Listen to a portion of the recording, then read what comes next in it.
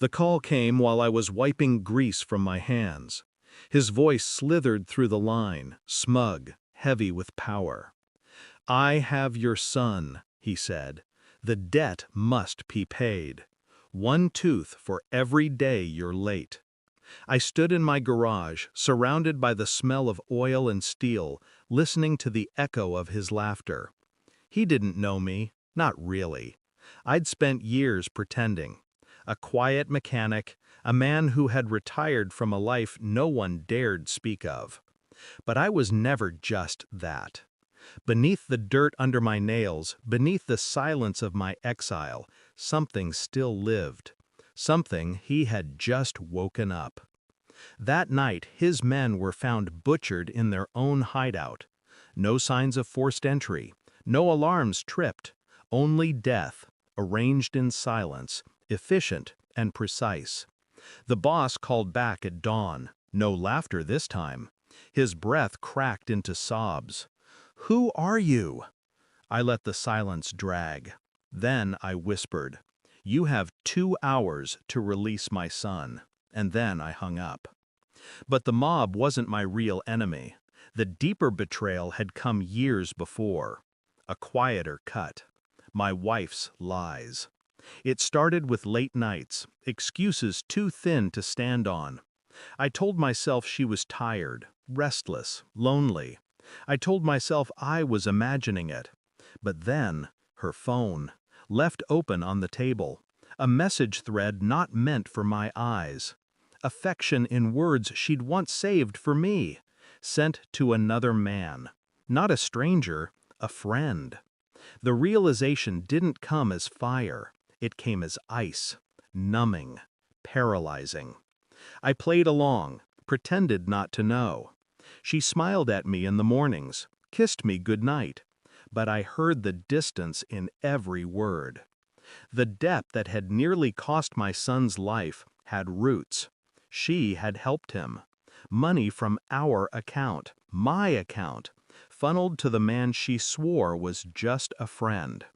Betrayal disguised as love. Treachery hiding under my own roof.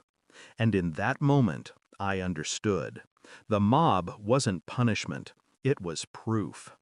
I didn't confront her, not then. Instead, I watched, observed, gathered. Old habits returned like muscle memory. Her calls logged, her movements traced, bank records compiled and studied. Every lie she fed me was documented, measured, cataloged. Each detail stacked like ammunition, waiting to be used. At night, I lay awake beside her. She thought I was sleeping. She thought I was still the broken man who had retired, a ghost of what I once was. But the interrogator in me was alive again, and he was patient. The mob had taught me long ago, the fastest way to destroy a man is to let him believe he's safe. The same was true for her. She laughed in the kitchen, humming songs under her breath, planning weekends that would never happen.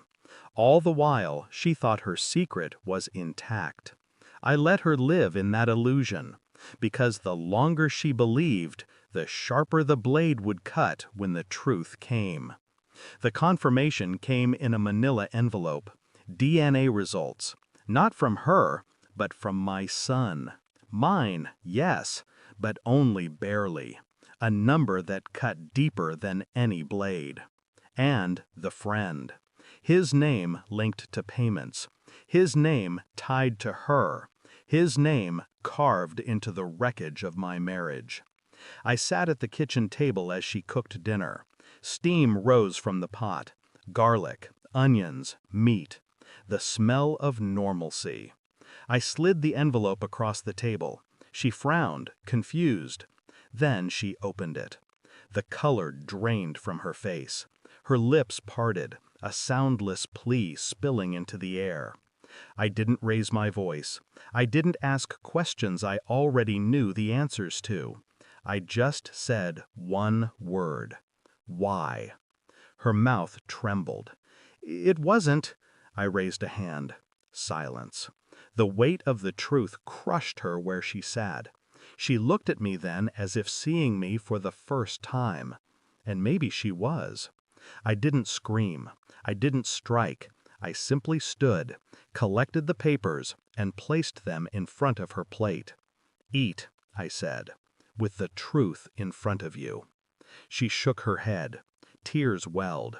She reached for me, but her hand froze when she saw my eyes. Cold, detached, final. I left her there, surrounded not by evidence, but by the life she had destroyed with her own hands. No threats, no promises, just silence.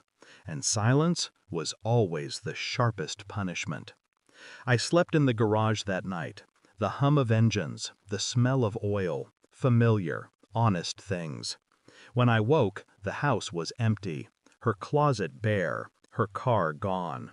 She had chosen her exit, or maybe she had chosen it years ago.